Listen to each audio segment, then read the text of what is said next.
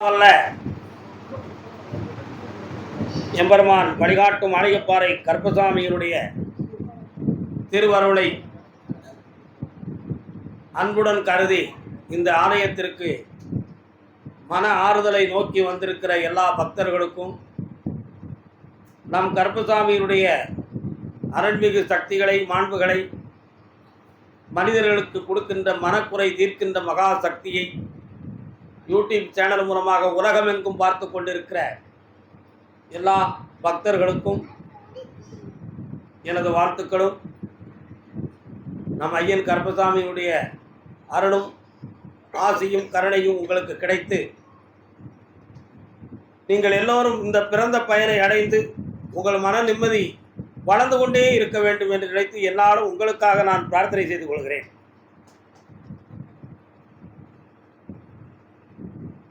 எல்லா உலகத்தில் எல்லா உயிரினங்களுக்கும் அடிப்படையானது மனசு. அதைத்தான் வள்ளுவர் சொல்லுவார், மனத்துக்கண் மாசிலன் ஆதல் அனைத்து அரண் ஆகுல நீர பிற அப்படின்னு சொன்னார். மனத்துக்கண் மாசிலன் ஆதல் அனைத்து அரண் ஆகுல நீர பிற. மனதுக்குள்ள அழுக்கு இல்லாமல் தூய்மையாக இருந்து விட்டால் எல்லா அறமும் எல்லா தர்மங்களும் நிறைந்த குடம் போல் உன் நெஞ்சில் நிறைந்து இருக்கும். இந்த பிறவியில் அது உனக்கு ஒரு பெரிய பாக்கியம் என்பதை பற்றி கூறினார். மகான்கள் மனதுக்குள் பிரபஞ்ச சக்தியை வர வைத்து அந்த பிரபஞ்ச ஆற்றலை ஆத்மாவோடு இணைத்து இந்த உலகத்துக்கு பயனுள்ள நிலைகளிலே பணி செய்த நிலைகளுக்கு பெயர்தான் ஆன்மீக நிலை. அந்த ஆன்மீக நிலைகளை உடையவர்களை மகான்கள் என்றும் முனிவர்கள் என்றும் சித்தர்கள் என்றும் யோகியர்கள் என்றும் நாம் இன்று வரை வழிபட்டு கொண்டிருக்கிறோம். அதுதான் உண்மையான நிலைகளும். ஒரு அறிஞர் கூறினார், நான் மேலை நாடு சென்றிருந்தேன். அங்கே ஒரு இடத்தில் தாரை தப்பட்டை மேட தாளங்கள் வாத்தியங்களாக முழங்கி கொண்டிருந்தன. ஆனால் அதுவோ ஒரு காட்டின் அருகிலே இருந்தது. அந்த காட்டின் அருகிலே இருந்ததுன்னு சொன்ன உடனே என்ன நடந்துச்சுன்னா, 3 நாட்கள் வரை மேளதாளங்கள் ஒலித்து கொண்டே இருந்திருக்கிறது. மாறி மாறி ஒவ்வொரு மேளங்கள், ஒவ்வொரு தாரைகள், தப்பட்டைகள் இவைகளெல்லாம் சத்தத்தை எழுப்பி கொண்டே இருந்தன. 3ஆம் நாள் மாலைக்குள் ஒருவர் ஒரு காட்டுக்குள்ளிருந்து திடீரென்று எழுந்து அப்படியே வந்தார், தலையில மண்ணோடு புதரோடு. அது என்ன நடந்தது என்றால், நீண்ட காலமாக உள்ளுக்கு தவம் இருந்து அவருக்கு மேலே செடிகளும் புதர்களும் அப்படி மூடி கிடந்து தனக்கு மேல் இதெல்லாம் மூடிக்கட்டி இருக்கிறது என்பதை கூட அறியாமல் தன் மனதை உள்ளடக்கி பெரிய ஒரு மகா சக்தியை உள்ளே நிறைத்து கொண்டு மனித நிலைகளை மறந்து அவர் தவம் இருந்திருந்தார். இந்த தாரை தப்பட்டை ஒலிகள் அவருடைய சிந்தனை உணர்வுகளை போய் தட்டி எழுப்பி வெளியே வந்தார். வந்தவுடனே நிறைய பேர்களுக்கு ஆசி கூறினார். நிறைய பேர்களை தொட்டு ஆசீர்வாதம் செய்தார். அதில் பல நோயாளிகள் பலனடைந்தார்கள். உடன்குறையுடையவர்கள் நீங்கினார்கள். பல பேர் மனக்குறையுடையவர்கள் தரிசனத்திலேயே அவர்களுக்கு பல விடுதலைகள் கிடைத்தன. இப்படி ஒரு நிலை நடந்தது. இது எதனுடைய அடிப்படையில் நடந்தது என்பதை நான் ஆராய்ந்து பார்த்தேன். ஆனால் இந்திய தேசத்தில் மகா முனிவர்களும் சித்தர்களும் இதைத்தான் செய்திருந்தார்கள். அதை அடிப்படையாக வைத்து நமது திருக்கைலாயத்திலே வந்து தவமிருந்து பல ஞானிகளுடைய ஆட்சிகளை பெற்று எல்லா நாடுகளிலுமே இந்த தவத்தை பெரிதாக கருதி பல ஆன்மீகவாதிகள் தோன்றினார்கள் என்பதை அவர்கள் வாயிலாகவே நான் அறிந்து கொண்டேன் என்று அந்த அறிஞர் கூறினார். நமது இந்தியாவில் ஒரு சித்தர் இருந்தார். அவர் மேல் நிறைய பேர்களுக்கு போட்டி பொறாமை தோன்றியது. போட்டி பொறாமை தோன்றியவுடனேயே அவர் சபாசனம் எப்பொழுதும் செய்வார். சபாசனம் என்றால் படுத்து கிடந்தே தவம் செய்வது. ஆசனத்தில் சபாசனம் என்பது படுத்து நிஷ்கலமாக தன்னை மறந்து சக்தியை பெற்றுக்கொள்கிற தன்மைக்கு பெயர் சபாசனம் என்பது பொருளாகும். சவாசனம் செய்பவர்களுக்கு சாம்பவி முத்திரை மிக முக்கியம் என்று சொல்வார்கள். முத்திரைகள் பல இருக்கின்றன. அதில் சாம்பவி முத்திரை என்பது மிகவும் உன்னதமானது, மிகவும் புனிதமானது, மிகவும் முக்கியமானது. சாம்பவி முத்திரையை ஒருவர் கையாண்டு ஆத்திரங்களை சரிப்படுத்தி விட்டான் என்றால் அவன் நினைத்த சக்தியை எளிதில் பெற்று விடுவான் என்பதுதான் யோகிகளுடைய முழு சாஸ்திர விளக்கங்களும் தர்மங்களும். அப்படி ஒரு ஆத்திரத்தை பெற்றிருந்தார். அவர் மீது போட்டி பொறாமை கொண்ட ஒருவர் என்ன செய்தார் என்றால், 2 பேர்களை கூப்பிட்டு அவருடைய கை கால்களெல்லாம் கட்டி கல்லையும் கட்டி கடலுக்குள்ள தூக்கி போட்டார். இது ஒரு உண்மை சம்பவம். அந்த கடலுக்குள்ள கட்டி போட்ட உடனே காலங்கள் தெரியாமல் அவர் மறைந்து விட்டார், அணிந்து விட்டார் என்று காலவழுக்கள் காரணங்கள் கூறியது. பல மீனவர்கள் சேர்ந்து ஒரு முறை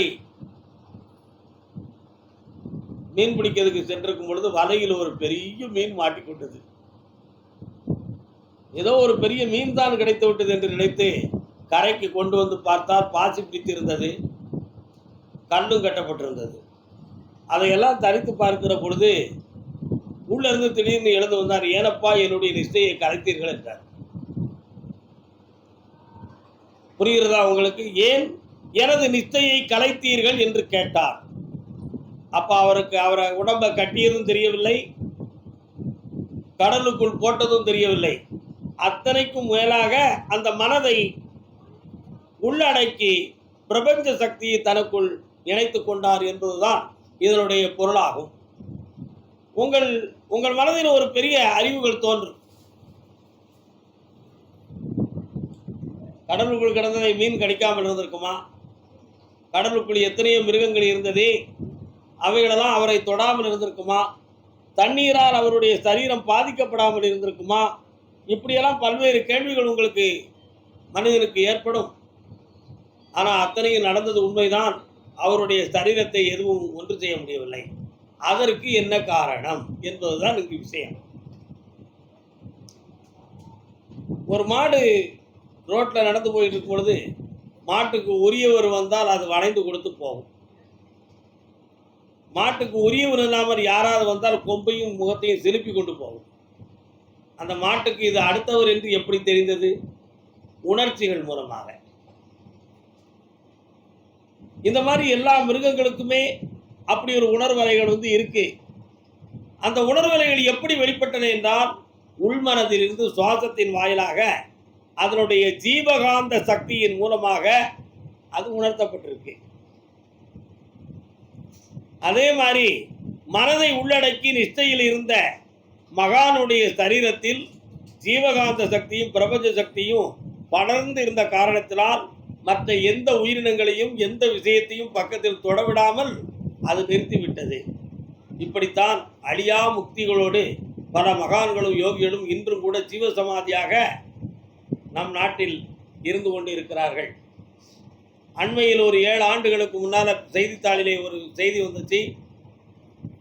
பழைய இடங்களை எல்லாம் நாங்கள் உடைத்து பிரித்து பார்த்து கொண்டு இருந்தோம்.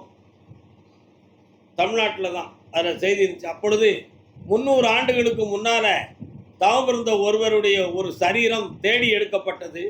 கை கால்களை மட்டும் அசைத்தது, வாய் பேசவில்லை என்று செய்தித்தாளிலே ஒரு செய்தி வந்தது. என்ன நடந்திருக்கிறது? யோக நிலையில் அவர் அப்படி நிஷ்கலமாகி அழியா முக்தியோடு சரீரம் அழியா வண்ணம் தனக்குள் உட்கார்ந்திருந்தார் என்பது பொருளாகும். இப்படி மகான்கள் சித்தர்கள் தன் சரீரத்தை அழித்து கொள்ளாமலேயே தவத்தில் தன்னை உள்ளடக்கி கொண்டு இருக்கிற ஒரு ஆற்றல் நம்முடைய நாட்டில் ஒரு மகத்துவமான ஞான சக்தி ஆகும்.